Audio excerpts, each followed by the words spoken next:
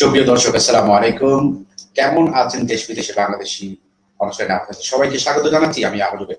আপনারা নিশ্চয়ই জানেন যে আইএমএফ ইন্টারন্যাশনাল মিডিয়া ফোরাম বা আইএমএফ টিভি প্রতিদিনই বিশ্বের বিভিন্ন প্রান্তে ছড়িয়ে ছিটিয়ে থাকা প্রবাসীদের নিয়ে কিন্তু আমাদের এই আলোচনা প্রথম আমরা করে থাকি। আজও শুধু আয়ারল্যান্ড থেকে আমাদের সঙ্গে একজন অতিথি আলোচক যোগ দিয়েছেন। চলুন আমরা ওনার সঙ্গে পরিচিত হই। শুধু আয়ারল্যান্ড থেকে আমাদের সঙ্গে যোগ দিয়েছেন জিনুর জাহিদার, একজন চিকিৎসক, কনসালটেন্ট অ্যানেস্থেসিয়া ও ইন্টেনসিভ কেয়ার, যিনি একজন social worker, all Bangladeshi association of আয়ারল্যান্ডের প্রাক্তন সভাপতি ছিলেন। জনাব জিনুর জাহিদার, কেমন আছেন দেশ বিদেশে বাংলাদেশি? আইএমএফ টিভির আজকের অনুষ্ঠানে আপনাকে স্বাগত জানাচ্ছি। ধন্যবাদ জুবেদ ভাই আমাকে আমন্ত্রণ জানানোর জন্য। অনুষ্ঠানের যারা আছেন উপস্থাপক এবং সেই সাথে যারা দর্শক শ্রোতা আছেন তাদেরকে আমি সবার শুভেচ্ছা জানাচ্ছি। এবং কেমন আছি এই প্রশ্নের উত্তর দেয়াটা একদিকে খুব সহজ, আবার একদিকে খুব কঠিন। কেননা সহজভাবে আমরা যদি বলি যে কেউ জিজ্ঞেস করে কেমন আছেন আপনি, আমরা বলি ভালোই আছি।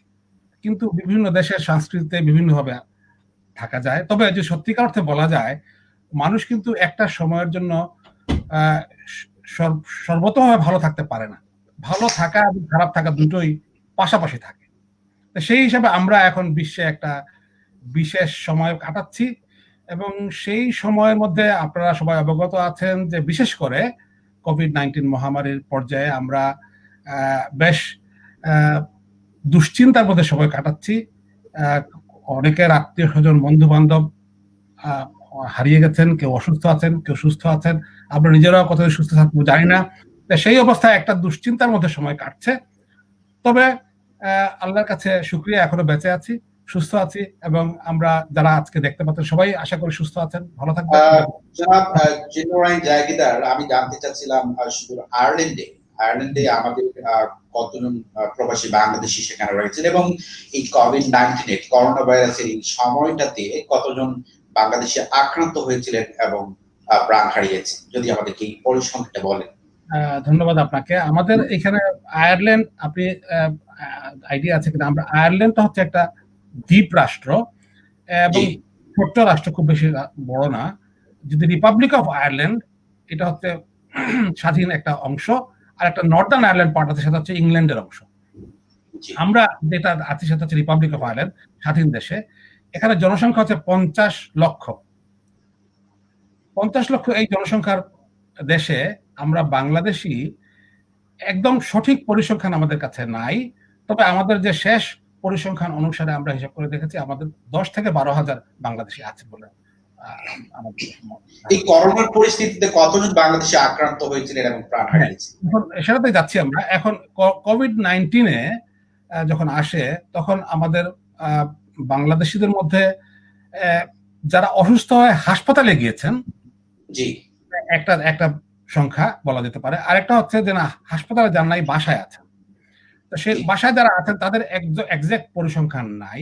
তবে যতটুকু জানা যায়, আমাদের মধ্যে ধরেন 15 থেকে 20 জনের মতো তারা আক্রান্ত হয়েছিলেন। এর মধ্যে হাসপাতালে 5 থেকে 6 জনের মতো হাসপাতালে গিয়েছিলেন। সবাই এখন সুস্থ হয়ে উঠেছেন।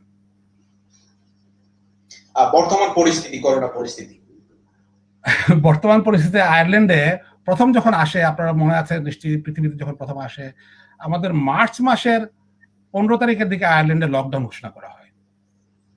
তারপরে মার্চ, এপ্রিল, মে, জুন, এই 3 মাসে আমাদের আক্রান্ত সংখ্যা কমে কমে একদিনে মাত্র 4 জন 5 জন এরকম আক্রান্ত হচ্ছিল। এই সময় আবার লকডাউন তুলে দেওয়ার ঘোষণা করা হয় এবং গ্রাজুয়ালি স্টেপে কয়েকটা স্টেপে ধারায় আমাদের খুলে দেওয়া শুরু হয় এবং এখন স্কুলগুলো খুলে দেওয়া হয়।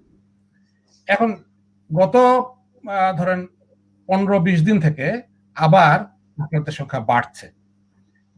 যেখানে ছিল 4 জন 5 জন, সেখান থেকে বেড়ে 50 জন, 100 জন, 200 জন, 300 জন, এখন গতকালকে 530 জনের মতো ছিল। সুতরাং আক্রান্ত প্রত্যেক 24 ঘন্টা পর পর যেটা তারা আপডেট দিচ্ছে,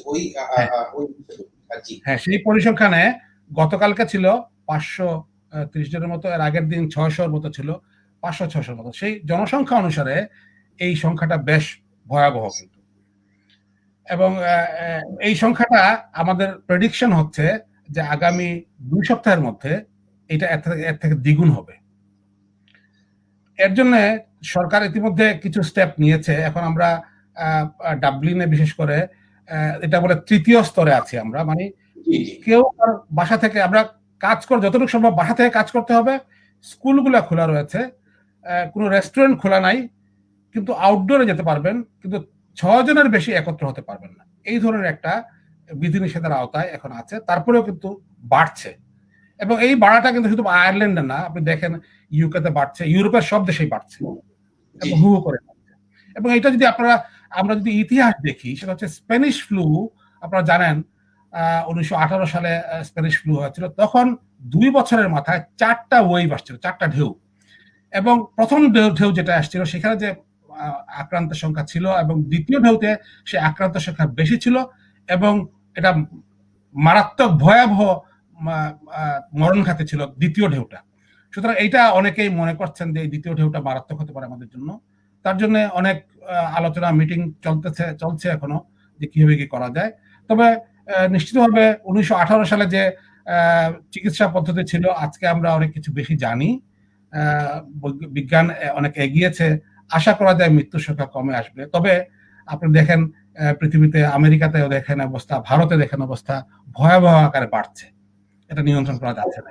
আচ্ছা জনাব, যুক্তরাজ্য ইউরোপের মধ্যে আসলে বড় সড়ো একটা অংশের প্রবাসী বাংলাদেশিরা যুক্তরাজ্যে বসবাস করছেন, এবং যেটা সম্প্রতি কিন্তু বিভিন্ন মাধ্যমে, সংবাদ মাধ্যমে উঠে এসেছে যে যুক্তরাজ্যের করোনা ভাইরাস পরিস্থিতি কিন্তু এখন অনেকটাই আসলে অনাকাঙ্ক্ষিত একটা পরিস্থিতির মধ্যে। এই সম্পর্কে কি জানেন, যদি আমাদেরকে একটু বলেন। এখন যুক্তরাজ্যে জনসংখ্যা হিসেবে প্রায় 6.5 কোটি জনসংখ্যা, বেশ বড় রাষ্ট্র। তারা অর্থনৈতিকভাবে অনেক শক্তিশালী, এবং সেই সাথে এটা দুঃখজনক বলা যায় একদিকে, আরেকদিকে হচ্ছে সময়ের দাবি। সেটা ছিল যে বরিস জনসনের মতো একজন প্রধানমন্ত্রী সেই দেশে ছিলেন। একটা সরকার রাজনৈতিকভাবে যে সরকারটা ছিল, সেই সরকারের প্রথম সিদ্ধান্ত ছিল যে তারা লকডাউন না করে হার্ড ইমিউনিটি পাবে, যার কারণে তারা সবকিছু খোলা রাখার চেষ্টা করেছিল। যেখানে আয়ারল্যান্ড মার্চ মাসের 15 তারিখে লকডাউন করে, সেখানে ইংল্যান্ড বলে আমরা লকডাউন করব না করে তারা মার্চ মাসের শেষে গিয়ে টার্ন ঘুরে আসে যে না, আমরা চিন্তা করেছি এখন আমাদের লকডাউন করতে হবে। কিন্তু এই 15 দিনে কিন্তু তাদের নিয়ন্ত্রণের বাইরে চলে যায় সংক্রমণের সংখ্যাটা। আসি আপনার কাছে পরে। আমার স্টুডিওতে আমার সাথে আরেকজন অতিথি আছেন, জনাব তানিম আলম। উনি ইয়ুথ বাংলা কালচারাল ফোরাম কুয়েতের সম্মানিত যুগ্ম সম্পাদক। কেমন আছেন? দেশ বিদেশে বাংলাদেশি অনুষ্ঠানে আপনাকে স্বাগত জানাচ্ছি। জি, ধন্যবাদ। আসসালামু আলাইকুম। কুয়েতের করোনা পরিস্থিতি আসলে আমরা নিশ্চয়ই জানি যে এই সময়টাতে কারফিউ লকডাউন ছিল, প্রতি 24 ঘন্টা পর যারা এখন তারা আপডেট দিতেন আক্রান্ত এবং সুস্থতার সংখ্যা। এখন কারফিউ এবং লকডাউন টোটাল উঠিয়ে নেওয়া হয়েছে, কিন্তু সেই এই সংখ্যাটা কিন্তু কমছে না। অর্থাৎ আগে যেভাবে ছিল প্রতিদিন 600 থেকে 700 মাঝামাঝি আক্রান্ত, 600 থেকে 700 মাঝামাঝি, আর এখন সুস্থতা। এই যে করোনা পরিস্থিতি, কুয়েতের করোনা পরিস্থিতি, লকডাউন কারফিউ উঠিয়ে নেওয়ার পরে আপনি আপনার দৃষ্টিভঙ্গি কি বলবেন? বিসমিল্লাহির রহমানির রহিম। কুয়েতের লকডাউনটা উঠিয়ে নেওয়ার পরে আমরা যেটা লক্ষ্য করতেছি যে যখন লকডাউন ছিল তখন করোনা পরিস্থিতি যেরকম ছিল ঠিক সেরকমই আছে। যেমন আজকের আপডেট যেটা যদি আমি ভুল না করি, আজকে নতুন করে আক্রান্ত হয়েছেন কুয়েতে 635 জন, এবং মারা গিয়েছেন আজকে নতুন করে 7 জন, এবং টোটাল মৃত্যুর পরিমাণ যদি আমি ভুল করে না থাকি 645 হবে মেবি। তো আগে যেরকম পরিস্থিতি ছিল ঠিক একই রকম আছে, এটার মধ্যে কোনো ইমপ্রুভ নেই। এবং মানুষের মধ্যে যে আগে যে ভয়ভীতিটা কাজ করতো যখন লকডাউন ছিল বা নতুন করে যখন করোনা কুয়েতে আসছিল, তখন মানুষের মধ্যে যে একটা ভয়ভীতি, তারপরে মানুষের মধ্যে যে একটা সেফটির যে ইয়াটা ছিল যার মধ্যে, এই জিনিসগুলো এখন মানুষের মধ্যে আমরা কম লক্ষ্য করি। আসলে কারণটা কি আপনি খুব সংক্ষেপে যদি বলেন? আসলে কারণটা হচ্ছে যে করোনা থেকে বাঁচার একমাত্র করোনার কোনো ভ্যাকসিন এখনো বের হয় নাই। করোনা থেকে বাঁচতে হলে আমাদেরকে যেটা করতে হবে যে আমাদেরকে সচেতন হতে হবে। যেমন আমরা ক্রাউডেড এরিয়া আমাদেরকে এড়িয়ে চলতে হবে, তারপরে মানুষের সাথে মানে হাত মেলানো, তারপরে মানুষের সংস্পর্শে যাওয়া, বা কোনো মানুষ যদি অসুস্থ থাকে তাদের সাথে না মেলাই বেটার। কিন্তু আমরা এগুলা এখন মানে কুয়েতে যারা আছেন প্রবাসীরা, আমি দেখতে পাচ্ছি যে তাদের মধ্যে এগুলা খুবই কম। মানে তারা করোনা বলতে কিছু আছে এটা বিলিভ করে, বাট ঠিক আগের মতো ভয়ভীতিটা কাজ করে না, এবং মানুষের মধ্যে সচেতনতার অভাব। এবং এই করোনা থেকে আমাদেরকে মুক্তি পেতে হলে যতদিন পর্যন্ত না ভ্যাকসিন বের হয়েছে ততদিন পর্যন্ত আমাদেরকে সচেতনতাই হচ্ছে মেইন ইস্যু। এটা থেকে বাঁচার, সচেতন থাকতে হবে, বাঁচতে হবে। আচ্ছা, এই যে সচেতনতার কথা বলছেন, এখানে তো আমার প্রায় 3.5 লক্ষ প্রবাসী বাংলাদেশের আছেন, তাদের মধ্যে সচেতনতা কিরকম প্রতীয়মান হচ্ছে, দৃশ্যমান হচ্ছে বা দেখছেন আপনি? তারা হচ্ছে যে যারা অনেকের সাথে যখন আমি মিট করি দেখি অনেকেই মানে করোনা নিয়ে খুবই ভীত, যে আমরা করোনা থেকে দূরে কিভাবে থাকতে পারি, করোনা থেকে কিভাবে বাঁচতে পারি। এবং কিছু কিছু মানুষ খুবই সচেতন এবং কিছু মানুষ সচেতন না। যেমন এখন কুয়েতের বিভিন্ন কোম্পানি খুলে গেছে, মানুষ কাজের জন্য বের হচ্ছে, যারা মানে বিভিন্ন কোম্পানিতে জব করে, তো তারা ওইখানে গেলে ডেফিনেটলি একজন আরেকজনের সাথে মিট করতেছে, এবং তারা হ্যান্ড গ্লাভস ইউজ করতেছে না, হ্যান্ড স্যানিটাইজার ইউজ করতেছে না, হয়তো বা যখন বাসায় ব্যাক করতেছে তখন ইউজ করতেছে। এগুলা থেকেই কিন্তু বাড়তেছে ডে বাই ডে।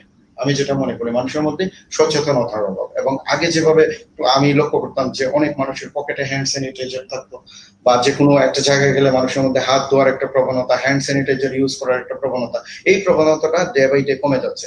এন্ড আমরা যখন বাইরে বের হতাম তখন হ্যান্ড গ্লাভস ব্যবহার করতাম, এই জিনিসগুলো এখন মানুষের মধ্যে কমে যাচ্ছে, মানে সচেতনতার অভাব।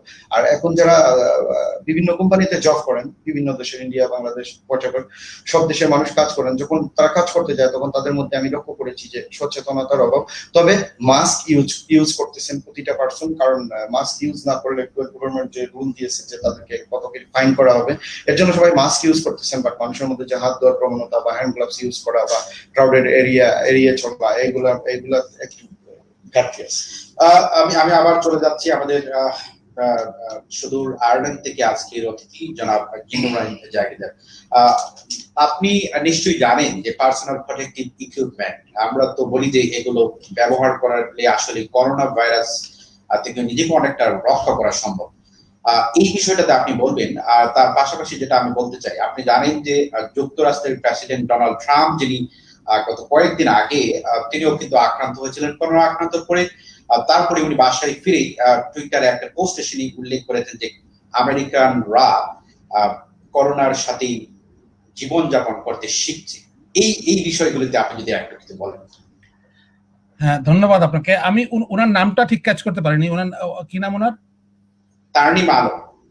তারনিম আলম। উনি যে কথাটা বলেছেন সেই সূত্র ধরে আমি বলতে চাই, এই যে অসচেতনতাটা কিন্তু ইউনিভার্সাল, মানে সার্বজনীন। এটা যে শুধুমাত্র বাংলাদেশিদের মধ্যে সেটা বলা কিন্তু ঠিক হবে বলে মনে হয় না।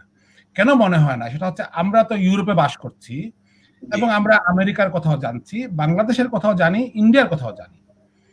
এখন আপনি দেখেন আমেরিকার মতো দেশে, রাষ্ট্রের, এই যে আপনি জুবাইদ ভাই বলেছেন এই কথা, যে আমেরিকা রাষ্ট্রের রাষ্ট্রপতি, তিনি প্রেসিডেন্ট, আমেরিকার মতো একটা ধনাঢ্য রাষ্ট্রের প্রেসিডেন্ট, সেই প্রেসিডেন্ট প্রথম দিন থেকেই উনি মাস্ক পরবেন না এই কথাটা বলেছেন এবং পরেন নাই, রেজিস্ট করেছেন, এবং জনগণের মধ্যে উনি গিয়েছেন বক্তৃতা দেওয়ার জন্য মাস্ক না পরে। তার ফলশ্রুতিতে কি দাঁড়িয়েছে দেখেন, আজকে হোয়াইট হাউসে উনি একজন সুপার স্প্রেডার হয়েছেন। উনার কারণে শুধুমাত্র হোয়াইট হাউসে 30 জন ইনফেক্টেড হয়েছে, 30 জন। এই যে এক ধরনের একজন প্রেসিডেন্টের দায়িত্বজ্ঞানহীনতা, উনি কিন্তু অসচেতন, এই কথা যদি বলা হয় সেটা মনে হয় ওনার প্রতি অবিচার করা হবে। আমরা ইউরোপে যারা আছি আমরা মোটামুটিভাবে জনগণ সচেতন, কিন্তু সচেতন হওয়ার পরেও প্রথম দিকে মানুষজনের যে এক ধরনের ভয়াবহ পরিস্থিতি ছিল, আজকে এই 3 মাস পরে তাদের মধ্যে এক ধরনের ভয়ভীতি কমে গিয়েছে, যার কারণে তারা একটু ঢিলেমি দিয়েছে। এর কারণে এখানে সংক্রমণ বাড়ছে। ঠিক একইভাবে যুক্তরাষ্ট্রেও কিন্তু দুই ধরনের না বলে অনেক ধরনের মানুষ আছে, মানুষের ভিন্ন দৃষ্টিভঙ্গি আছে, এবং সেই দৃষ্টিভঙ্গিতে অনেকে মানুষ মনে করে যে এই যে চিন্তা ভাবনা যে সংক্রমণ হচ্ছে, এইটা বন্ধ করতে গেলে আমাদেরকে মাস্ক পরতে হবে, আমাদেরকে জনগণের সভা সমিতি করতে হবে না, লকডাউন করতে হবে। এই যে পদ্ধতিটার প্রতি অনেকের ভিন্ন দৃষ্টিভঙ্গি আছে। সেই যে ভিন্ন দৃষ্টিভঙ্গি, সেই ভিন্ন দৃষ্টিভঙ্গি থেকে অনেকেই মনে করেন, আয়ারল্যান্ডে গত কিছু জায়গায় একটা মিছিল হয়েছে, সেই মিছিলে ওনারা বলেছেন মুখোশ বিরোধী, মাস্ক পরবেন না, তার জন্য মিছিল হয়েছে। এই দেশগুলো হচ্ছে গণতান্ত্রিক রাষ্ট্র। গণতান্ত্রিক রাষ্ট্রে এটা একটা ডিসঅ্যাডভান্টেজ যে মানুষ তাদের স্বাধীনতা প্রকাশ করতে চায়। আমরা এখানে এসে সেটা দেখতে পেরেছি যে এরা অনেক স্বাধীন মত প্রকাশ করতে চায় এবং তারা ঠিক একইভাবে আমাদের সাথে যে ভিন্ন মত গুলা পোষণ করতে চায়। কিন্তু দেখেন আপনি চীনের কথা যদি আমরা দেখি, চীনের সম্পূর্ণ ভিন্ন দৃষ্টিভঙ্গি। চীনের আইন খুবই কঠিন এবং চীনে যখন লকডাউন করেছে তারা খুবই সফল হয়েছে। কেন সফল হয়েছে? সফলতার কারণ হচ্ছে তার আইন হচ্ছে কঠিন আইন। সেখানে সচেতনতার প্রশ্ন থেকে, যেহেতু আইনের ভীতি আছে, সেই ভীতির কারণে এই যে উনি বলেছেন কুয়েতে যখনই ফাইন করেছে তখনই কিন্তু জনগণের মধ্যে এই জিনিসটা কার্যকর হয়েছে। এই যে একটা দোদুল্যমান মধ্য মাঝখানে আছে আমাদের দেশে আইন এবং গণতান্ত্রিক সচেতনতা। যুক্তরাষ্ট্রে দেখেন আইন এবং সচেতনতা এবং গণতান্ত্রিক মূল্যবোধ, সেইটাতে এই আধুনিক বিশ্ব এখন একটা টলটলায়মান অবস্থার মধ্যে আছে।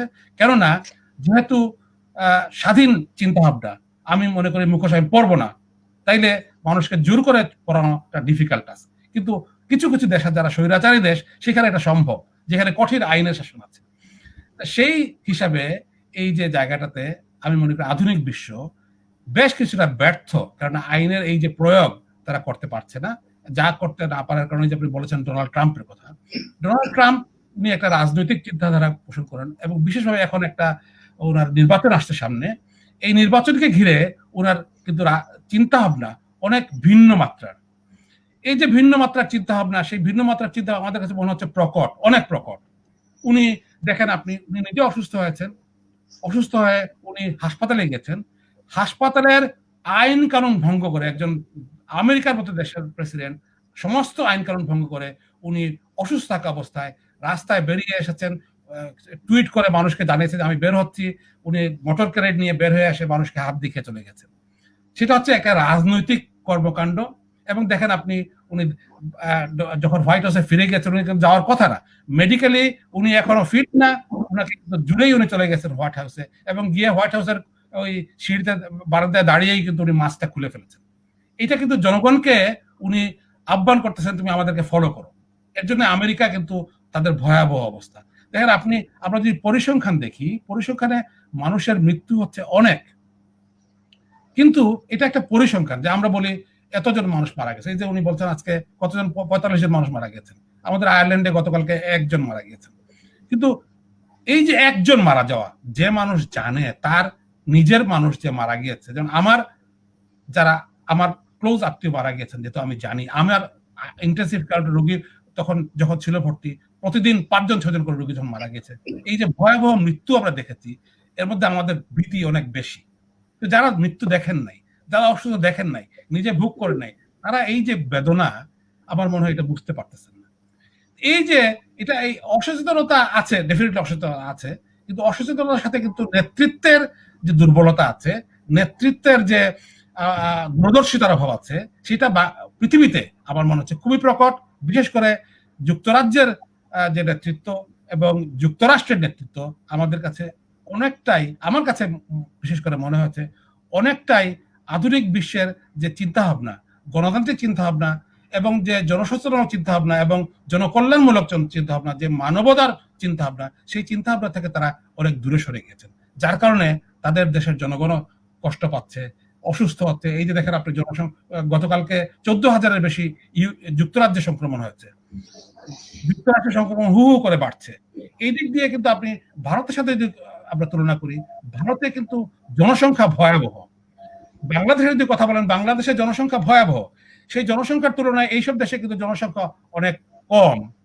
সেইখানে বাংলাদেশে বা ভারতে এই নিয়ন্ত্রণ করা অনেক অনেক কষ্টকর। সেই হিসাবে তারা তাদের ব্যর্থতা অনেক মেনে নেওয়া যায়, কিন্তু আধুনিক বিশ্বের ব্যর্থতা মেনে নেওয়া।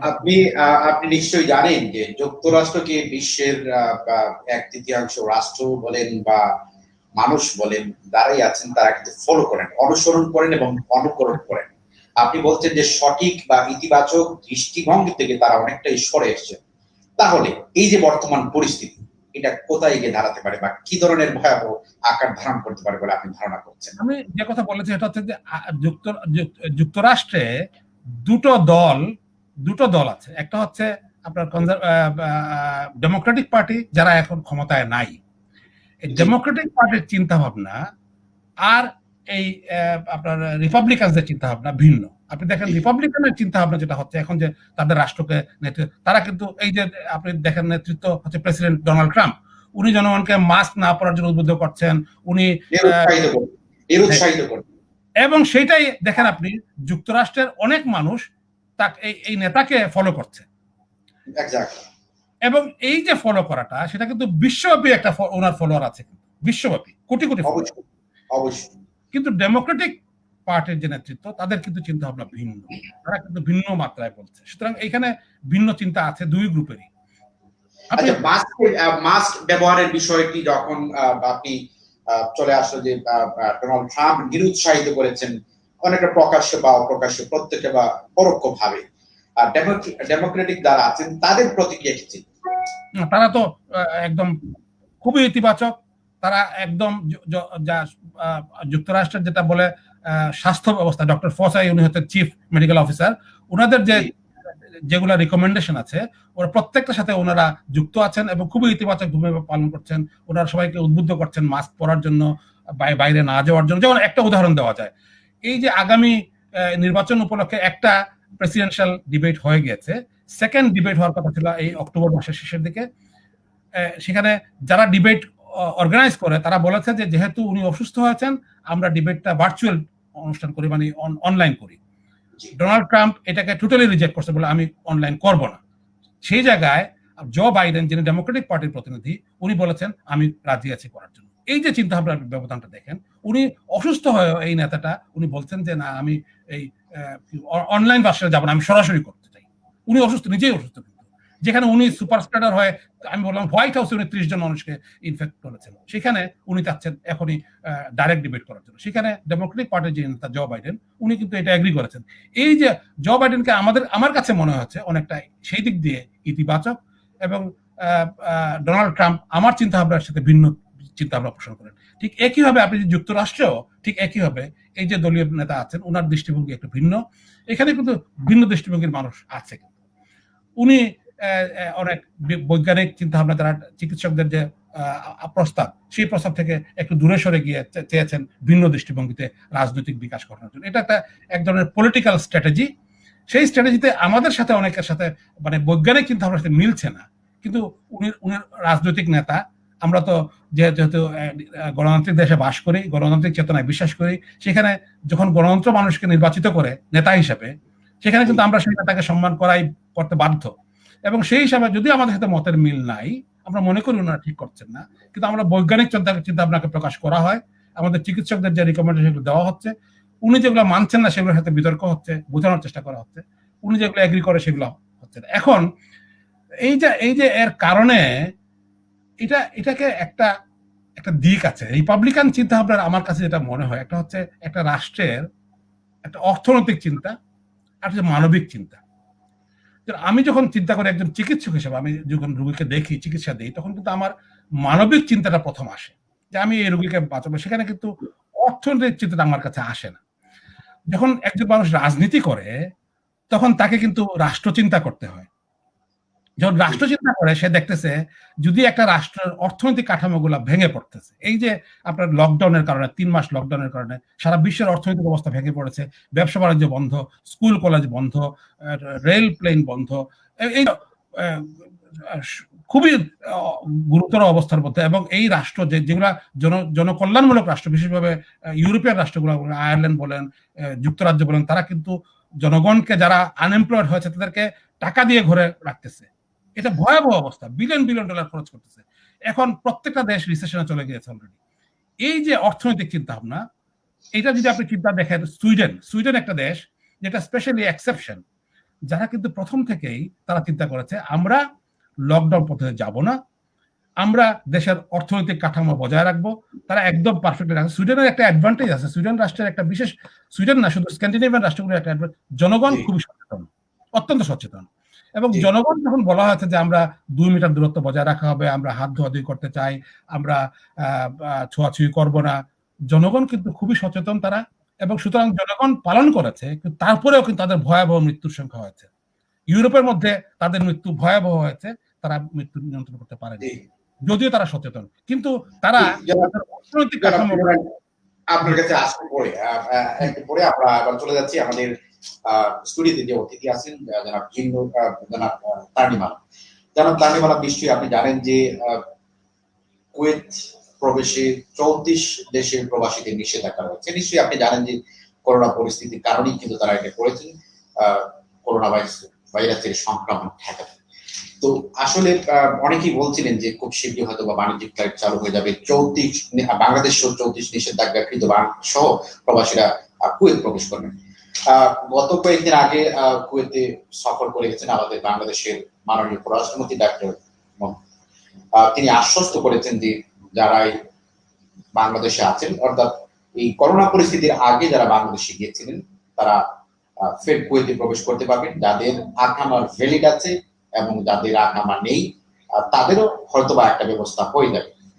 আপনি কি মনে করেন যাদের বাংলাদেশে যারা আছেন, যারা ছুটিতে গিয়ে আটকা পড়ে আছেন বাংলাদেশে, তারা কি খুব শীঘ্রই ফিরতে পারবেন? এবং যাদের আকামা ইতিমধ্যে কিন্তু শেষ হয়ে গেছে এবং অনেকেই বলছেন তাদের কুয়েতে ফেরা অনেকটা অনিশ্চিত, এই বিষয়টাতে আপনি কি বলবেন? সে কথা আমি পড়ে আসছি। আমি জুয়েরিয়ান জাগিরদার স্যারের মানে একটা কথা রিপ্লাই দিতে চাই, ভেরি ইম্পর্টেন্ট করোনা ভাইরাসের জন্য। উনি বলেছেন আইন এবং সচেতনতা, এই দুইটা জিনিস যারা মেনে চলবে তারা, আজকে দেখেন আপনি চীন এবং অস্ট্রেলিয়া, তারা কিন্তু সফল এই করোনা ভাইরাসের ক্ষেত্রে। এই আইন এবং সচেতনতা তাদের মধ্যে আছে বিধায় চীন এবং অস্ট্রেলিয়া কিন্তু সফল বিশ্বের মধ্যে, এই দুইটা দেশ। কিন্তু এই কোভিড-19 করোনা ভাইরাসের উৎপত্তি স্থল কিন্তু ছিল চীন, কিন্তু ওই চীন এখন তারা সফল, অস্ট্রেলিয়াও সফল। যাই হোক, এবং একজন ইউএস এর রাষ্ট্রপ্রধান, যাদেরকে অনেক মানুষ মানে ফলো করে, তাদেরকে মেনে চলে, সেখানে হচ্ছে যে ইউএস এর প্রেসিডেন্ট উনি নিজেই, ডোনাল্ড ট্রাম্প, সাধারণ জনগণকে মাস্ক না পরার জন্য বলতেছেন। তো উনি নিজেই এখন করোনা ভাইরাসে আক্রান্ত। তো আমি বিলিভ করি যে উনি করোনা ভাইরাস থেকে ভালো হয়ে সুস্থ হয়ে আবার আমাদের মাঝে ফিরে আসবেন এবং তিনি মানে মানুষকে প্রমোট করবেন, বলবেন যে না ফিরেছেন। তো উনি বলবেন যে আপনারা স্বাস্থ্যবিধি মেনে চলুন করোনা ভাইরাস থেকে বাঁচতে হলে। যাই হোক, আমি আশাবাদী যে আমরা খুব শীঘ্রই মহান আল্লাহ তাআলার মেহেরবানিতে আমরা এই করোনা ভাইরাস থেকে মুক্তি পেতে পারবো। আর এখন হচ্ছে যে খুব রিসেন্টলি আমাদের বাংলাদেশের পররাষ্ট্রমন্ত্রী doctor Abdul Momen sir Kuwait visit করে গেছেন। তো যে 34টা দেশের উপরে যে বাংলাদেশ সহ 34টা দেশের উপর যে নিষেধাজ্ঞা ছিল, সেটা গতকাল পর্যন্ত আমি যে নিউজ জেনেছি যে এটা এখনো নিষেধাজ্ঞা এখনো বহাল রয়েছে, এটা স্থগিত করা হয়নি। তবে হ্যাঁ, এখানে কিছু মানুষ, আপনি যে দেশে করোনা ভাইরাস সংক্রমণ থেকে মানুষ এখন মুক্তি পেয়েছে, যেমন দুবাইকে হচ্ছে যে আপনি ওইখানে 14 দিন কোয়ারেন্টাইন করে আপনি কুয়েতে প্রবেশ করতে পারবেন। সেক্ষেত্রে যদি আপনার কোম্পানি বা আপনার যাকে আমরা স্পন্সর বা কফিল বলে থাকি, আর যদি আপনার স্পন্সর বা তামিম, আমি এখানে যোগ করতে চাই, কুয়েতে আসতে গেলে যে অঙ্কের টাকাগুলো লাগে 5 থেকে 7-10 লাখ টাকা এরকম, কিন্তু এই দুবাই হয়ে আপনি এখানে একটা নিয়ম আছে যে আপনি 34 নিষেধাজ্ঞাকৃত দেশের বাইরে তৃতীয় কোনো একটা দেশে 14 দিন কোয়ারেন্টাইন থেকে তারপরে কুয়েত ফিরতে পারবে, কিন্তু এখানে বড় অঙ্কের টাকা লাগছে, কিন্তু 3.5 লাখ থেকে 5 লাখ পর্যন্ত। এটা খুবই দুঃখজনক, খুবই মানে ইম্পর্টেন্ট একটা ইস্যু আপনি নিয়ে আসছেন এখানে। যারা দেখেন প্রবাসে মানে কুয়েত বা যে কোনো দেশ বলেন, কাতার, দুবাই, বাহরাইন, যে কোনো দেশ থেকে যারা প্রবাসে থেকে শুনে গিয়েছিল বাংলাদেশ, তারা কিন্তু লং টাইম, কেউ 2 বা 3 মাস থাকার একটা প্রস্তুতি নিয়ে গিয়েছিল, কিন্তু তারা অলরেডি কেউ 9 মাস, কেউ 1 বছর পর্যন্ত ওইখানে আছে বাংলাদেশে। এখন তাদের অর্থনৈতিক অবস্থাও ঠিক আগের মতো নাই। এই অবস্থায়, এই শোচনীয় অবস্থায় তারা আবার তাদের কর্মস্থলে ফিরতে চায়, কিন্তু এইখানে ফিরতে গেলেও বাধা। যে এখন আপনি দুবাই যদি মানে তৃতীয় দেশ হিসাবে যদি আপনি দুবাইকে ইউজ করেন, দুবাইতে যদি আপনি 14 দিন কোয়ারেন্টাইনে থাকেন, সেটা অফিসিয়াল কোয়ারেন্টাইন, দেন ওইখান থেকে আপনাকে আবার পিসিআর নিতে হবে ভ্রমণ করার 24 বা 48 ঘন্টা পূর্বে, যে আপনি করোনা ভাইরাস নেগেটিভ, এ ধরনের একটা সনদ নিতে হবে, দেন আপনাকে ব্যাক করতে হবে। এই ব্যাক করার পিছনে কিন্তু বিশাল অঙ্কের একটা টাকার ব্যাপার স্যাপার সেটা আচ্ছা, নিশ্চয়ই। আমরা যেটা জানতে পেরেছি যে 5 থেকে 10 লক্ষ টাকার মতো এরকম একটা টাকার বিষয়। তো এটা আসলে সব প্রবাসীদের এভাবে ব্যাক করা খুবই স্বাবলম্বী, তারা হয়তো ব্যাক করতে পারবে, বাট যারা ইকোনমিক্যালি বা অর্থনৈতিক ভাবে দুর্বল তারা তো আসতে পারবে না। সো এই ক্ষেত্রে আমি মাননীয় প্রধানমন্ত্রী সহ আমাদের বাংলাদেশের যে পররাষ্ট্রমন্ত্রী ডক্টর আব্দুল মোমেন স্যার রয়েছেন, তিনি খুব রিসেন্টলি আমাদের কুয়েত ভিজিট করে গেছেন। ওনারা দূতাবাসের মাধ্যমেই হোক বা মন্ত্রণালয়ের মাধ্যমেই হোক, যেমন ধরেন কুয়েত বা বাহরাইন সব দেশের রাষ্ট্রপ্রধানদের সাথে যোগাযোগ করে বা স্বরাষ্ট্রমন্ত্রীর সাথে যোগাযোগ করে একটা ভালো পদক্ষেপ নিতে পারেন যে এই মানুষগুলা যদি এখানে ব্যাক করে, এরা কিন্তু বাংলাদেশে বেকার হয়ে যাবে যদি না আসতে পারে। এই মানুষগুলো যদি এখানে ব্যাক করতে পারে তাহলে আমরা কিন্তু অর্থনৈতিকভাবে স্বাবলম্বী হব, ওনাদের জন্য ভালো, ওনাদের ফ্যামিলির জন্য ভালো, আমাদের দেশের জন্য ভালো। তো কোনো অবস্থাতেও যদি আমাদের বাংলাদেশের মাননীয় প্রধানমন্ত্রী এবং স্বরাষ্ট্রমন্ত্রী অন্যান্য দেশের স্বরাষ্ট্রমন্ত্রী বা প্রধানমন্ত্রীর সাথে যদি লগ ইন করে বা পররাষ্ট্র মন্ত্রণালয়ের সাথে লগ ইন করে যদি ওই মানুষগুলোকে ফেরত পাঠানোর কোনো ব্যবস্থা করতে পারেন তাহলে এটা ওই মানুষগুলোর জন্য ভালো এবং আমাদের দেশের জন্য ভালো। এবং রেমিটেন্স যোদ্ধারা ফিরে আসুক, যার যার কর্মস্থলে ফিরে আসুক, কাজে যোগদান করুক, এটা আমরা চাই। জনাব জিন্নুর, আমি এবার অন্য একটা প্রসঙ্গে যেতে চাই। কুয়েতে হৃদরোগ এবং স্ট্রোকে কিন্তু প্রচুর বাংলাদেশি মারা যাচ্ছেন। আমি গত 15 বছরের একটা পরিসংখ্যান আপনাকে দিচ্ছি। গত 15 বছরে কুয়েতের বাংলাদেশ দূতাবাস থেকে যে পরিসংখ্যানটা পাওয়া গেছে সেখানে দেখা গেল প্রায় 3000 বাংলাদেশি প্রবাসী বাংলাদেশের লাশ বাংলাদেশে গিয়েছে। এর মধ্যে 34% প্রবাসীরাই ছিলেন হৃদরোগ এবং স্ট্রোকে কিন্তু মারা গিয়েছেন, বাকিরা কর্মক্ষেত্রে দুর্ঘটনায় বা প্রতিপক্ষের হাতে খুন হয়েছেন, এভাবেই মারা গেছেন। আমি 2019-এর প্রতি বলি, 2019-এই শুধুমাত্র 2019 সালে 256 জন বাংলাদেশি মারা গেছেন, তার মধ্যে সংখ্যাধিকই হচ্ছেন হৃদরোগ এবং স্ট্রোকে মারা গেলেন। আসলে এই যে হৃদরোগ এবং স্ট্রোকে মধ্যপ্রাচ্যের দেশগুলোতে মারা যাচ্ছেন তার কারণগুলো সম্পর্কে যদি আপনি একটু আবার একটু বলেন। এটা ধন্যবাদ আপনাকে এই প্রশ্নের জন্য। আমার কাছে এখন এক্স্যাক্টলি যে কুয়েতে শুধুমাত্র কুয়েতে হচ্ছে এরকম যদি কোনো একটা এক্সাক্ট কজ থাকে সেটা আমার জানা নাই। তবে আমি নিজেও সৌদি আরবে কিছুদিন কাজ করেছি এবং সেখানে আমি তখনও দেখেছি। এরপরে আমি কিছু পরিসংখ্যান মানে আমাদের স্টাডি ছিল যে বাংলাদেশিদের মধ্যপ্রাচ্যে যারা বাংলাদেশে যাচ্ছেন তাদের মৃত্যু হার বেশি এবং সম্ভবত একই পরিসংখ্যানের কথা আপনি যেটা বলছেন কুয়েতের পরিসংখ্যান, আপনি কুয়েতের পরিসংখ্যান দেখিয়েছেন, সেটা সম্ভবত মধ্যপ্রাচ্যের একটা পরিসংখ্যানের একটা প্রতিফলন।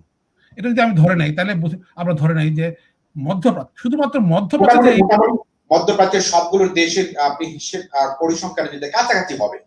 হ্যাঁ হ্যাঁ, এখন শুধু যে মধ্যপ্রাচ্যে এই মৃত্যু হার বেশি বাংলাদেশিদের মধ্যে সেটা বলা সম্ভবত এক্স্যাক্টলি ঠিক হবে কিনা আমি জানি না। আমার মনে হচ্ছে বাংলাদেশেও কিন্তু বাংলাদেশিদের হৃদরোগে আক্রান্ত হওয়া, ডায়াবেটিস আক্রান্ত হওয়া এবং স্ট্রোকের এক্সাক্ট পরিসংখ্যান নাই, কিন্তু হৃদরোগে আক্রান্ত হওয়া এবং আপনার ডায়াবেটিস আক্রান্ত হওয়ার সম্ভাবনা বাংলাদেশেও কিন্তু পরিসংখ্যান বেশি। তো 3.5 লাখ প্রবাসী বাংলাদেশি কুয়েতে আছেন, সেখানে 15 থেকে 20 জন প্রতি মাসে মারা যাচ্ছেন, তার মধ্যে সংখ্যাধিক 3.5 লাখ থেকে কম হবে, এখন 3 লাখের কাছাকাছি হবে। 3 লাখ বাংলাদেশের মধ্যে প্রতি মাসে 15 থেকে 20 জন বাংলাদেশি মারা যাচ্ছেন। এটা খুবই মারাত্মক, খুবই মারাত্মক। সংখ্যাধিক বা অন্যান্য কারণে দুর্ঘটনা বা প্রতিপক্ষের হাতে কোন বিভিন্ন কারণে মারা যাচ্ছে বাকিরা, সেটা তো ভিন্ন। কিন্তু এই যে হৃদরোগে আক্রান্ত হওয়া, এই হৃদরোগের আক্রান্তের যে ইউনিভার্সাল যে কারণগুলা, সেগুলোর মধ্যে একটা কারণ হচ্ছে স্ট্রেস। প্রথম কারণ যদি স্ট্রেস একটা জিনিস, আরেকটা হচ্ছে আমাদের জীবন ধারণের যে অভ্যাস, জীবন ধারণের অভ্যাসের মধ্যে একটা জীবন পরিচালনা করার অভ্যাস, আরেকটা হচ্ছে আমাদের খাদ্যাভ্যাস, খাওয়া দাওয়ার অভ্যাস। এই যে আমাদের খাওয়া দাওয়ার অভ্যাস, সেই সাথে স্ট্রেস যুক্ত হয়েছে, সেই সাথে আমাদের যে জীবনযাত্রার অভ্যাস, তিনটা জিনিস যুক্ত হয়েছে আমাদের মধ্যে। যেমন আমরা বাংলাদেশে যারা প্রবাসে এসেছি, আপনারা হয়তো সবাই, আপনারাও নিশ্চয়ই এরকমই হবেন, অনেকেই, বেশিরভাগই মানুষ বলা যায় অর্থনৈতিক কারণে আমরা প্রবাসী হয়েছি। একটা সময় বাংলাদেশে ছিল যখন আমাদের অর্থনৈতিক অবস্থা খুবই খারাপ ছিল, এখন কিন্তু বাংলাদেশে খুবই উজ্জ্বল অর্থনৈতিক অবস্থা এবং তার মূল কারণ কিন্তু প্রবাসীরাই। কিন্তু এই প্রবাসীরা যখন দেশ ছেড়ে বিদেশে এসছেন তখন যে ভয়াবহ একটা স্ট্রেসের মধ্যে দিয়ে দিন যাপন করেছেন এবং আসার পরে যে ধরনের স্ট্রেস এবং সেই সাথে একটা নতুন আবহাওয়ার মধ্যে আপনি যে মধ্যপ্রাচ্যে হচ্ছে খুবই, আমরা যে দেশে থাকি বাংলাদেশে এক ধরনের আবহাওয়া এবং মধ্যপ্রাচ্যের আবহাওয়া কিন্তু সম্পূর্ণ ভিন্ন, ভেরি হাই টেম্পারেচার, এবং সেই সাথে জীবনযাত্রার মান কিন্তু আপনি জানেন, নিশ্চয়ই জানেন, আপনি তো যেহেতু প্রবাসে আছেন আমরা সবাই জানি, আমরা যেভাবে মিডল ইস্টে আমাদেরকে যেভাবে রাখা হয়, যেভাবে থাকি আমরা, ঘর কিংবা কাজের পরিধি, সেগুলো কিন্তু খুবই দীনদশা, আমাদের খুবই খারাপ অবস্থা, এবং এগুলো কিন্তু খুবই স্ট্রেসফুল লাইফ। এবং খাওয়া দাওয়ার অভ্যাসও আমাদের কিন্তু ভিন্ন।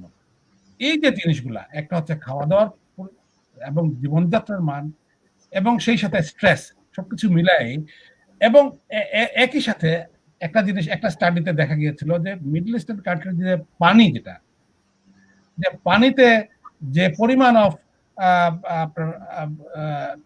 ক্ষার থাকে, আয়রন থাকে, সেটা ওয়ান অফ দি কজেস বলে অনেকে মনে করেছিলেন তখন। এইগুলা সবকিছু মিলায়ে আমার মনে হচ্ছে আমাদের যে খাদ্যাভ্যাস পরিবর্তন করা দরকার, আমাদের স্ট্রেসকে কমায় আনা দরকার, আমাদের জীবনযাত্রার মানকে উন্নত করা দরকার, এবং সেই সাথে খুবই আমাদের বাংলাদেশিদের মধ্যে একটা প্রবণতা আছে, এই যে বললাম ডায়াবেটিসের এবং হার্ট ডিজিজের পরিসংখ্যান, সেটা হচ্ছে বাংলাদেশিদের মধ্যে এমনি বেশি, এবং সেটা তো বেশি না, কম বয়স্কদের মধ্যে। যেমন এই দেশে আপনি দেখবেন 70-80 বছর বয়সে হয়তো বা হৃদরোগে আক্রান্ত হচ্ছে, কিন্তু বাংলাদেশে 30-40-50 বছরের মধ্যে আক্রান্ত হচ্ছে এবং সেখানে মৃত্যু হচ্ছে। এই যে পরিসংখ্যান এই দেশে কিন্তু কমিয়ে আনার মধ্যে চিকিৎসা একটা বিরাট ভূমিকা পালন করেছে। এখানে আপনি দেখেন, আমরা প্রত্যেকেই কিন্তু আমরা আগে লিপিড প্রোফাইল করা হয়, যেখানে আমরা বলি কোলেস্টেরল লেভেল। কোলেস্টেরল, বিভিন্ন ধরনের কোলেস্টেরল আছে, এবং সেখানে দুটো কোলেস্টেরল আছে, একটা যদি বাড়া থাকে অথবা কম থাকে, দুটোই খারাপ হতে পারে। এইটা কিন্তু এখানে সবাইকে টেস্ট করে দেখে তাকে খাওয়ার অভ্যাস এবং চলার অভ্যাস, ঔষধ দিয়ে আগের থেকে এটা, এই যে হৃদরোগের সম্ভাবনা কমিয়ে আনা হয়েছে। দ্বিতীয় হচ্ছে, হৃদরোগে আক্রান্ত হওয়ার সাথে সাথে যে চিকিৎসা করা দরকার, সেই চিকিৎসা আমরা পাচ্ছি না। এই যে মৃত্যু হওয়ার কথা, এই দেশে হৃদরোগের মৃত্যু হওয়ার অনেক কমে গেছে, কারণ হচ্ছে তাদের চিকিৎসা এতই দ্রুত। নিয়ম হচ্ছে, যদি কোনো মানুষের হৃদরোগে আক্রান্ত হয়, তার 90 মিনিটস হচ্ছে 1.5 ঘন্টার মধ্যে তাকে আমরা বলি রিপারফিউশন, মানে হচ্ছে যে রক্তনালী বন্ধ হয়েছে সেই রক্তনালীকে এনজিওগ্রাম করে দেখে সেইটাকে ওই যে ক্লট ছুটাই দেওয়া হবে 90 মিনিটের মধ্যে করতে হবে। সুতরাং আপনি দেখেন কত দ্রুত তারা নিয়ে করে এটা। এই যে জিনিসটা, এই দ্রুত দরকার হলে হেলিকপ্টার নিয়ে গিয়ে করতেছে, কিন্তু আমরা হৃদরোগ এটার বলেন, আপনি মধ্যপ্রাচ্যেই বলেন আর বাংলাদেশেই বলেন, এই সুবিধাটা আমরা পাচ্ছি না। যার কারণে মৃত্যু হার বেশি হচ্ছে একদিকে, আর আক্রান্ত বেশি হওয়ার কারণ হচ্ছে এই যে বললাম আমরা খাদ্যাভ্যাস, জীবনযাত্রার মান এবং স্ট্রেস, সবকিছু মিলায়। এইগুলা প্রত্যেকটা জিনিসকে আমাদেরকে আগের থেকেই যেহেতু আমাদেরকে সচেতন হওয়া উচিত। আমাদের খাওয়ার অভ্যাসে আমরা যে ধরনের খাওয়া খাই, যেটা হচ্ছে, দেখেন আমাদের অভ্যাস হচ্ছে আমরা কার্বোহাইড্রেট বেশি খাই, যেটা শর্করাকে বেশি খাই, ভাত, এবং আমাদের চর্বি জাতীয় খাবার খাওয়ার অভ্যাস, সেগুলো আমাদের কমিয়ে এনে এবং সেই সাথে আমাদেরকে শারীরিক কায়িক পরিশ্রম করার ব্যাপারটা বাড়ায়। ঘুম একটা ইম্পর্টেন্ট জিনিস। আমাদের অনেকেই কিন্তু সময় মতো নিদ্রা যাই না, আমরা যেতে পারি না, যেহেতু আমরা শ্রমিক শ্রেণীর মানুষ। আমাদের সেই অভ্যাসগুলো, এই যে সঠিক সময়ে নিদ্রা যাওয়া, একটা পারফেক্ট সময় মতো ঘুম করা, এই যে প্রত্যেকটা জিনিস কিন্তু, এই প্রত্যেকটা কম্পোনেন্ট কিন্তু আমাদের লাইফের উপরে ইম্পর্টেন্ট ইম্প্যাক্ট করে। এই জায়গায় আমরা যদি আমাদের, যেটা আমি মনে করি মধ্যপ্রাচ্যের ব্যাপারে আমাদের কোনো এমন কোনো স্বাস্থ্য ব্যাপারে আমাদের জনসমাজকে সচেতন করা এবং তাদেরকে এই স্বাস্থ্য ব্যবস্থা যে খারাপ হচ্ছে সেটা কমিয়ে আনার লক্ষ্যে কোনো কাজের পরিধি তৈরি হচ্ছে কিনা ইদানিং আমি জানি না, আগে ছিল না, কিন্তু এটা যদি করা যায় তাহলে আমি মনে করি আমরা এই যে ইন্টারন্যাশনাল মিডিয়া ফোরাম আজকে যে কাজ করছি, সেটাও কিন্তু একটা সচেতনমূলক কাজ। আমি মনে করি যদি আমাদের দর্শক শ্রোতা থাকেন, তারা সবাই সচেতন হবেন। আগে থেকে আমরা বাংলাদেশিরা যদি ডাক্তারের কাছে যাই, গিয়ে আমাদের ব্লাডের কোলেস্টেরল লেভেল দেখি, এবং আমরা যদি একটা কায়িক পরিশ্রমের সময় করি, ঘুমের সময়টা তৈরি করি, আমাদের জীবনযাত্রার মান পরিবর্তন করি, তাহলে আমি মনে করি হৃদরোগের সংখ্যা অনেক কমে আসবে। তবে একই সাথে চিকিৎসকের পরামর্শ আগে থেকে দিলে আমাদের কাছে সুবিধা, সেটাও একটা ইম্পর্টেন্ট জিনিস। জি, আপনার কাছে আসছি। আপনি তো নিশ্চয়ই জানেন যে কুয়েত প্রবাসী বাংলাদেশিদের প্রতি বলছি, আমি পররাষ্ট্রমন্ত্রী যে বিদেশ ছিলেন, সেই বিষয়টা নিয়েও কিন্তু আলাপ হয়েছিল। এই যে আমাদের জনাব জিনুর রহিদ সাহেব বলছিলেন যে জনসচেতনতা বা স্বাস্থ্য সচেতনতা আসলে আমাদের প্রবাসী সচেতনতা অনেক আংশিক কম, ফলেই কিন্তু আসলে অনেক ক্ষেত্রেই কিন্তু আমরা অনেক সমস্যার সম্মুখীন হচ্ছি। প্রবাসী বলেন, বাংলাদেশি বলেন, এই যে জনসচেতনতা, প্রবাসীদের সচেতনতা বৃদ্ধির লক্ষ্যে কি করণীয় বা এবং কার দায়িত্ব এবং কি করে করে আসলে এই সচেতনতা আমাদের মধ্যে আসলে প্রত্যাশার একটা জায়গা তৈরি করবে। আচ্ছা, আমি স্যারের কথা ধরেই একটা কথা বলতে চাই, যেহেতু আপনিও প্রবাসে আছেন, আমিও আছি। ইদানিং দেখা যাচ্ছে যে যারা প্রবাসে বসবাস করছেন, আমাদের প্রবাসী বাংলাদেশি ভাইরা, তারা কিন্তু হৃদরোগে আক্রান্ত হয়ে বেশি মারা যাচ্ছে। এখানে আমি বলতে চাই যে দেখেন, করোনা থেকে বাঁচতে হলে আমাদেরকে সচেতন হতে হবে, তেমনি নিজেকে সুস্থ রাখার জন্য আমাদের প্রত্যেকের জায়গা থেকে প্রত্যেককেই সচেতন হতে হবে। এখন বাংলাদেশ প্লাস বিদেশে যারা থাকেন তাদের মধ্যে একটা মনোভাব সৃষ্টি হয়েছে যে যারা প্রবাসে থাকেন তারা হয়তো টেনশন থেকে, হাইপার টেনশন থেকে কিন্তু মেবি মানে হৃদরোগে আক্রান্ত হয়ে মারা যাচ্ছেন। ঠিক এটা আমি বলবো না, এখানে অনেকগুলা কারণ কাজ করতেছে। যেমন ফার্স্ট অফ অল আমাদের দেশের যে ওয়েদার, আর আমরা যে দেশে বর্তমানে বসবাস করতেছি এই দেশের ওয়েদার এক না, তো এটা হচ্ছে একটা ফ্যাক্ট। সেকেন্ডলি যেটা হচ্ছে যে জীবন যাপনের যে আমাদের লাইফস্টাইল যেটা, প্লাস হচ্ছে আমাদের খাদ্যাভ্যাস। যেমন আমাদের লাইফস্টাইলে আমরা যে ভুলগুলা করতেছি, যে প্রবাসে যারা থাকে তারা আমি অনেক সময় লক্ষ্য করেছি যে লং টাইম ওনারা কাজ করে এসে ফ্যামিলির সাথে কথা বলতেছেন, সঠিক সময়ে ঘুমাতে যান না। সেকেন্ডলি হচ্ছে যে আমরা সবচেয়ে যেটা জরুরি, যেমন আপনাকে ডায়াবেটিসের হাত থেকে বাঁচতে হলে আপনাকে মানে প্রতিদিন আমাদের ব্যায়াম করা উচিত, মিনিমাম 1 ঘন্টা আমাদের হাঁটা উচিত। এই কাজগুলা প্রবাসে যারা থাকতেছেন তারা হয়তো 100 জনের মধ্যে 2 জনও করতেছেন না। মেন আমাদের হাঁটা উচিত, আমাদের ব্যায়াম করা উচিত। এখন আপনি আসেন খাদ্যাভ্যাসে। খাদ্যাভ্যাসে দেখেন একটা কথা আছে, আপনি হার্টের যত্ন নিন, হার্ট আপনার যত্ন নিবে। সেক্ষেত্রে আমরা হার্টের কি যত্ন নিচ্ছি? আমরা অলওয়েজ মাটন খাচ্ছি, বিফ খাচ্ছি, অয়েলি খাবার খাচ্ছি, ঠিক মতো ঘুমাতে যাচ্ছি না। এই কারণগুলো হচ্ছে মেইন কারণ। আমরা যদি আমাদের হার্টের যত্ন নেই, হার্ট আমাদের যত্ন নেবে। কিন্তু আমাদের খাদ্যাভ্যাস পরিবর্তন করতে হবে, আমাদেরকে বেশি বেশি করে ভেজিটেবল খেতে হবে, সময় মতো ঘুমাতে যেতে হবে, সময়ের কাজ সময় মতো করতে হবে। টেলিফোনে কথা বলার একটা সময় আছে, আপনি ওই সময়টা কথা বলার পর আপনাকে সঠিক সময়ে ঘুমাতে যেতে হবে। কারণ আপনি আজকে ঘুমাতে যাওয়ার পর মানে ঘুমটা ভেরি ইম্পর্টেন্ট, কারণ আজকে আপনি ঘুমিয়ে পরের দিন আপনাকে আবার কাজে যেতে হচ্ছে। তো আপনি যদি সারা রাত না ঘুমিয়ে আবার কাজে যান, এটা কিন্তু একটা মেন্টালি এফেক্ট হয়। আর সবচেয়ে বড় যে জিনিসটা আমি সকল প্রবাসী ভাইদেরকে বলবো, যে অনেকেই মনে করেন যে হাইপার টেনশন থেকে হয়তো ইদানিং হৃদরোগে মানুষ মারা যাচ্ছে না, সেটা না। আপনি আপনার যতই আপনি কাজ করেন, জব করেন, হোয়াটএভার, আপনার হাতে যতটুকু সময় থাকে অল্প কিছু সময় আপনি নিয়ে নেবেন যে আমি একটু মানে সপ্তাহে যদিও আমি 6 দিন বা 7 দিন না পারি, ওকে আমি 3 দিন হাঁটলাম, 3 দিন আমি 1 ঘন্টা করে ব্যায়াম করলাম। এগুলা করলে আমরা শারীরিকভাবে অনেকটা সুস্থ হয়ে যাব। আর যতটা সম্ভব আমরা অয়েলি খাবার এড়িয়ে চলবো, এবং হচ্ছে বিফ, মাটন, চিকেন এগুলা না খেয়ে ভেজিটেবলের উপর মানে আমরা ভেজিটেবল বেশি বেশি করে খাবো, এবং সময় মতো ঘুমাতে যাবো। স্যার একটা কথা বলেছেন যে ঘুম হচ্ছে, যে স্লিপ হচ্ছে একটা ভেরি ইম্পর্টেন্ট আমাদের লাইফের জন্য। সময় মতো ঘুমাতে যাওয়া হচ্ছে কাজের খাদ্য। হ্যাঁ, কাজের খাদ্য। আর হচ্ছে যে এক্সারসাইজ করতে হবে, এবং আমাদেরকে প্রচুর হাঁটতে হবে। হাঁটলে আমরা ডায়াবেটিসের হাত থেকে বাঁচতে পারবো। এখানে হাইপার টেনশনটা কিন্তু মেইন ইস্যু না, মানে হার্টকে অসুস্থ করার জন্য আমরা নিজেরাই দেই। আমরা যদি হার্টের যত্ন নেই, হার্ট আমাদেরকে যত্ন নেবে। আবার অনেকে কিন্তু এখন বলে যে আমি একটু বলছি এখানে, যে অনেকেই বলে যে অধিক অভিভাষণ করে, যেমন আমাদের প্রবাসীরা। এই কারণগুলো কিন্তু এই এই এই শুরুটা কিন্তু এখন থেকে। যেমন আমাদের অনেক প্রবাসী বাংলাদেশিরা 8 থেকে 10 লাখ টাকা খরচ করে তারা মধ্যপ্রাচ্যের দেশগুলোতে আসে। এই যে অনেকের কিন্তু আসলে নগদ ক্যাশ টাকা দিয়ে আসতে পারেন না, ভিটে মাটি বিক্রি করে লোন নিয়ে এভাবে সেভাবে চলে আসে।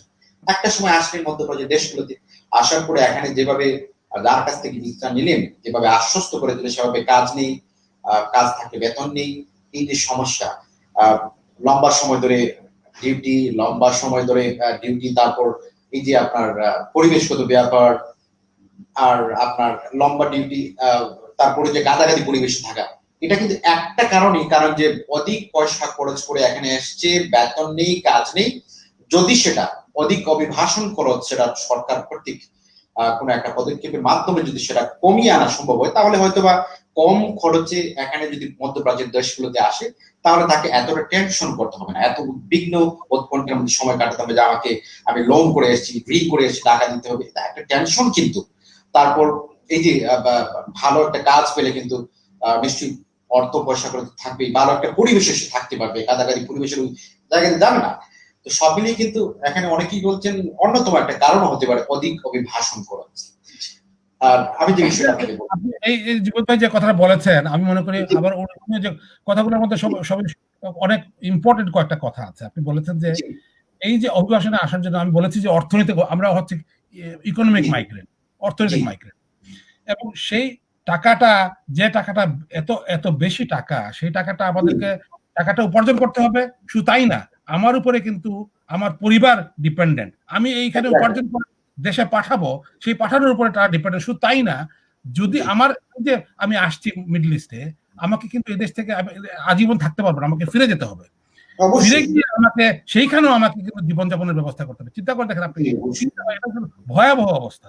যার জন্য আমরা সরকারের কাছে দাবি করেছিলাম, আপনি এটা এই প্রসঙ্গে বলি, আমরা মালয়েশিয়াতে 2015 সালে আমরা একটা বিশ্ব সম্মেলন করেছিলাম বাংলাদেশিদের। এটা অল ইউরোপিয়ান বাংলাদেশি অর্গানাইজ করেছিল। সেখানে আমরা সরকারকে, আমরা প্রধানমন্ত্রীকে এটা দিয়েছিলাম যে আমরা চাই যে এই যে যাওয়ার বাংলাদেশিরা যেখানে যাবে, এক নম্বর, এবং ওইখানে যে উপার্জন করছে, দুটোকে প্রোটেকশন দেওয়া। এটা যদি না করা হয়, এখন যদি একজন মানুষ 10 লাখ টাকা খরচ করে যায়, সে 10 লাখ টাকা তুলতে হবে, তারপরে তার পরিবারকে দেখতে হবে, তারপরে আবার ফেরত আসা। চিন্তা করে, একটা ভয়াবহ অবস্থা কিন্তু এই যে আর এই যে 10 লাখ টাকা সে আহ, সংগ্রহ করলো, তো নিশ্চয়ই সেখানে তো আর আমাদের এই যে মধ্যবিত্ত বা নিম্নবিত্ত পরিবার থেকে আসা মানুষগুলো, তারা তো তাদের কাছে তো আর ক্যাশ টাকা ছিল না, কোনো না কোনো ভাবে জায়গার সম্পত্তি বিক্রি করে, স্বর্ণ অলংকার, বউ স্বর্ণ অলংকার বিক্রি করে কিন্তু অনেক প্রবাসীরা আসেন, এগুলো যথেষ্ট আমরা জানি। তো এই ক্ষেত্রে আমি কিন্তু গত কয়েকদিন আগে জনাব জিন্দুর আপনার রেফারেন্সের জন্য বলছি, মাননীয় পররাষ্ট্রমন্ত্রী যেদিন এসেছিলেন, আমি কিন্তু এই যে অধিক অভিবাসনের বিষয়টি, এটা কিন্তু আমি গুরুত্ব দিয়ে বলছিলাম যে এই যে ভিসা ব্যবসা যারা করছেন, ভিসা ব্যবসায়ীদের দৌড়াতে বন্ধ করতে হবে, এটা কিন্তু মোস্ট ইম্পর্টেন্ট। এবং এই যে আমাদের হৃদরোগ স্ট্রোকে যারা মারা যাচ্ছেন, যারা কর্মহীন হয়ে পড়ছেন, যারা দেশে চলে যাচ্ছেন, একজন প্রবাসী লিগেল ভাবে কুয়েতে এসে সে কিভাবে ইলিগেল হলো, বৈধ শ্রমিক বৈধ হয়ে আসার পরে সে অবৈধ হয়ে যায়, এই বিষয়টা আমাদেরকে খুঁজে বের করতে হবে এবং এই বিষয়গুলো নিয়ে কাজ করতে হবে। মাননীয় পররাষ্ট্রমন্ত্রী আশ্বস্ত করেছেন যে অধিক অভিবাসন করেছে বিষয়টা ওনারা ভাববেন, এবং ভবিষ্যতে আশ্বস্ত করেছেন যে ভিসা ব্যবসা, যারা অবৈধ ভিসা ব্যবসা করছেন, এই কাজগুলো যারা করছেন তাদের বিষয়ে তিনি হুঁশিয়ারি উচ্চারণ করেছেন, এবং ভিসা ব্যবসায়ীদের দ্বারস্থ না হয়ে, ভিসা না কিনে যেন সঠিক নিয়ম শৃঙ্খলা মেনে বিদেশ আসেন, সেই বিষয়গুলো উনি আমাদের আশ্বস্ত করেছেন। জি, আসছি আপনার কাছে যে বিষয়টা আপনার জি ভাই, ধন্যবাদ। আমি যেটা মনে করি যে খুবই মানে প্রবাসে আসবেন, সেটা যে যাই বলুক, আমি ডাইরেক্ট বলে দিচ্ছি যে এখন কুয়েতের মতো দেশে যে কোনো বাংলাদেশি আসলে আমাদের মানে বাংলাদেশ থেকে ওদের 10 লক্ষ টাকার মতো মানে খরচ হয়।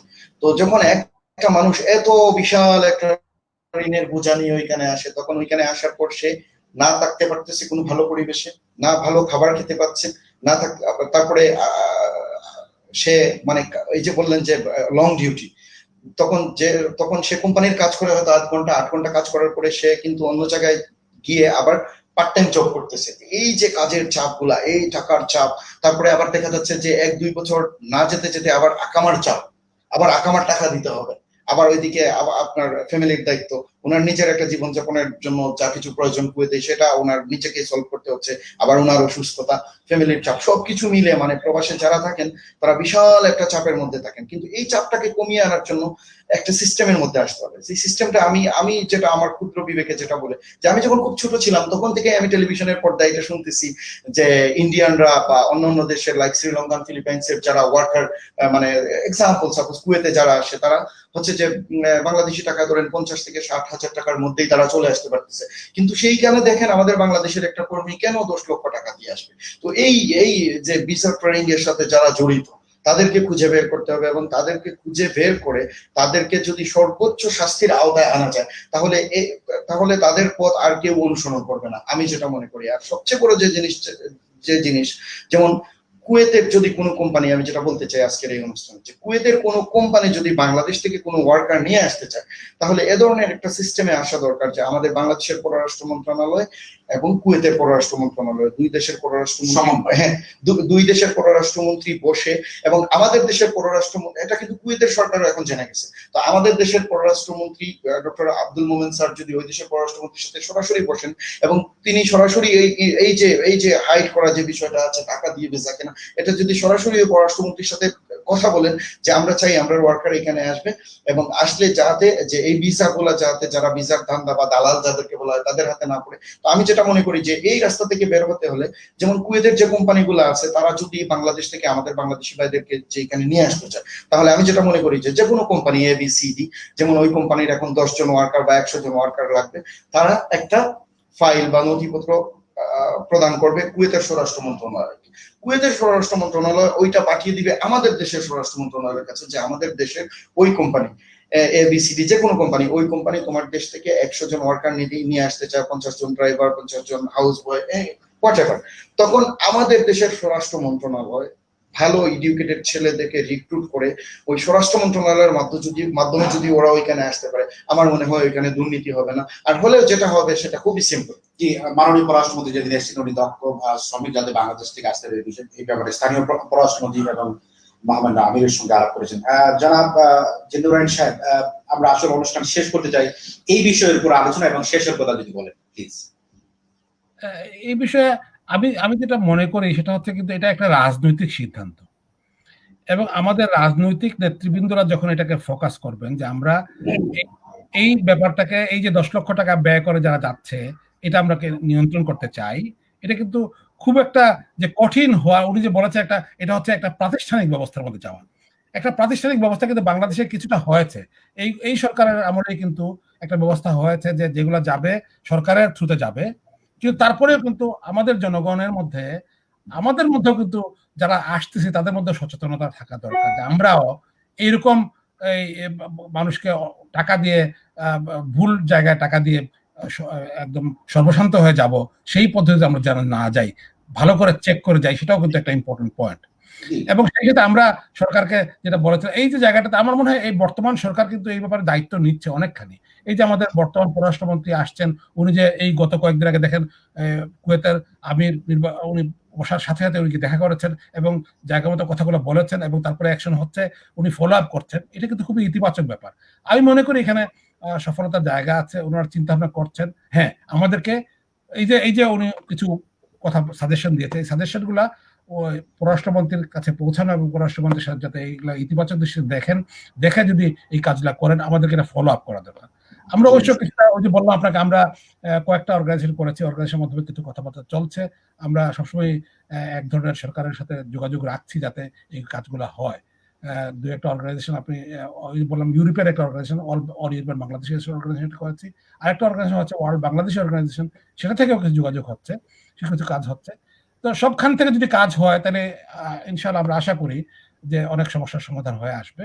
আমরা একটা রিকমেন্ডেশন করেছিলাম সরকারকে যে যারা বিদেশ প্রবাস থেকে যারা ফিরে যায় দেশে, যাওয়ার পরে তাদের সমস্ত উপার্জন সবকিছু চলে যায়, যে উপার্জনগুলো আসে সেই উপার্জন থেকে যদি কিছু অংশ আমরা যদি কোনো ইন্ডাস্ট্রিয়াল ইনভেস্টমেন্টে ব্যবহার করা যায়, যাতে তারা দেশে ফিরে আসলে তাদের একটা ইনভেস্টমেন্ট থাকে, সেটা থেকে প্রয়োজন থাকে, সেটাও সরকার বিবেচনা করছিল, এখনো আগায় নাই। আমরা আশা করি এইসব ব্যাপার নিয়ে পলিসি মেকিং পর্যায়ে আগাবে। আমরা আশা করি এটা রাজনৈতিক দৃষ্টিভঙ্গিগুলো রাজনৈতিক ভাবে সমাধান করার চেষ্টা করা উচিত। বলেছেন সরকার যদি এই প্রাতিষ্ঠানিক ব্যবস্থা নেয় তাহলে এগুলো অনেকখানি কমে আসবে দুর্নীতি, আশা করা যায় ইনশাআল্লাহ। জি, কেমন আছেন দেশ বিদেশে বাংলাদেশে? আজকের অনুষ্ঠানে আসলে বেশ কিছু বিষয় নিয়ে আলাপ হয়েছে, করোনা পরিস্থিতি, বিশ্বময় করোনা পরিস্থিতি এবং হৃদরোগ এবং স্ট্রোকে যারা মারা যাচ্ছেন তাদের কারণ এবং এ থেকে আসলে পরিত্রাণ পাওয়ার বিষয়টি, এবং কুয়েতের সমসাময়িক বিষয় যে শ্রমিকদের সমস্যা সহ বেশ কিছু বিষয় নিয়ে আলোচনা হয়েছে।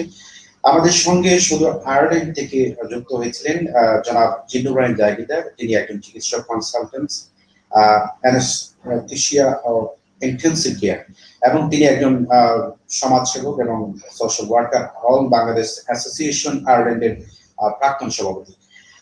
জনাব Jinnur জাগিদার, IMF international media forum আজকের এই অনুষ্ঠানে আপনি যুক্ত হয়েছেন এবং গুরুত্বপূর্ণ সময় দিয়েছেন এবং গুরুত্বপূর্ণ বিষয় আমাদের উপস্থাপন করেছেন, জানিয়েছেন।